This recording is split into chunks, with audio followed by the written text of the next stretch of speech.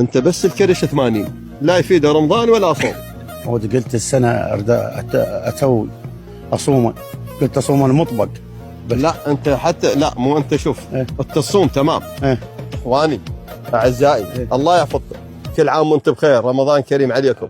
عليكم ان شاء الله. انت مو متمدد على السفره، ماطل تنهش منا الدجاجه ومنا التمنات ومنا الخبز ومسوي لك تشريب وشوربه عدس وفاصوليا يعني حاير بزمانك ايش تاكل، ما صار يعني انت ابتلينا من ما تغديت. يعني هو شهر رمضان المبارك بس الغداء هاي ابتلت، يعني لذلك يعني الاطباء ينصحون انه انت لا تزيد بالفطور، مو صحيح. يعني شوف هاي المعده نهار كله فارغه، يجي الاخ اول ما يركض على الشربت نسوي له شربه نومي، ومباشره قبل شيء على التشريبه، راح على الدجاجه، اجى على العدس، رجع على الفاصوليا. مو صحيح، وظل يتلوى الليل كله. الطون سفن صار عند دجالي لا بالله عليك. لا بالله عليك. اي والله صحيح. ها انا اكل حج.